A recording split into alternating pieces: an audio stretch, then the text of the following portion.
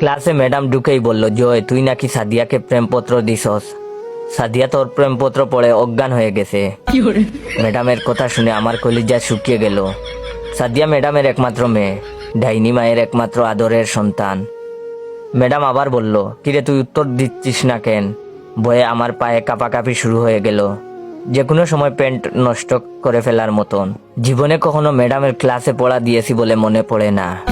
Madam এমনিতেই আমাকে দেখতে পারে না, তার উপর তার মেয়েকে প্রেমপত্র দিয়েছি, সেটা পড়ে বেচারি অজ্ঞান। ম্যাডাম আমার অবস্থা আজ কি করবে সেটা বুঝার বাকি রইল না। মনে মনে বিপদের দোয়া পড়ছি আর নিজের বুকে ফু দিচ্ছি, আল্লাহ এবারের মতন আমাকে বাঁচাও। এরপর থেকে সাদিয়াকে নিজের বোনের চোখে দেখবো। ম্যাডাম আস্তে আস্তে এগিয়ে এলো আমার দিকে। ক্লাসের সবাই সার্কাস দেখার অপেক্ষায় আমার দিকে তাকিয়ে আছে। ম্যাডাম আমার কাছে এসে চিঠিটা আমার হাতে দিয়ে বলল, পড়ে শোনা। ম্যাডামের কথা শুনে এবার গলা পর্যন্ত শুকিয়ে কাঠ। আমি লজ্জায় নিচের দিকে তাকিয়ে আছি। ম্যাডাম তার ডাইনি কণ্ঠে চিৎকার করে উঠে বলল, এক্ষণ পড়ে শোনা বলছি। আমি চিঠি হাতে নিয়ে পড়া শুরু করলাম। কলিজার সাদিয়া, কেমন আছো তুমি? জানি তুমি ভালো নেই। তোমার ডাইনি মায়ের 45 মিনিটের ক্লাস আমাদের যে অবস্থা করে, আল্লাহ জানে সারাদিন তোমার ওপর ওই ডাইনিটা কতটা নির্যাতন চালায়।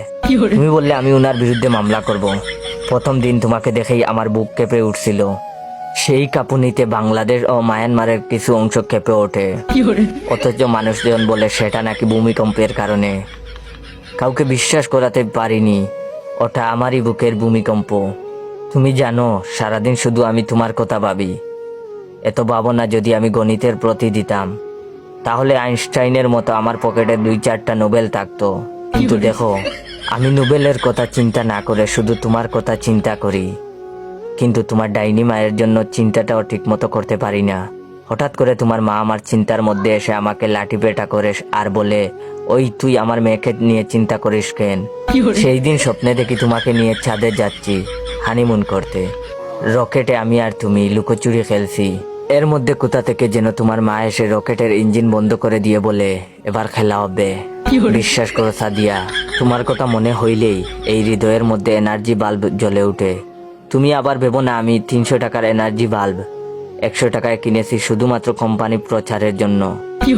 আমি ফিলিপস বাল্বের কথা বলেছি, যা দিবে তোমাকে শতভাগ আলো ও দীর্ঘদিনের গ্যারান্টি। সাদিয়া বিশ্বাস করে এই মানে। হঠাৎ দপাস করে কিছু পড়ে যাওয়ার শব্দ পেলাম।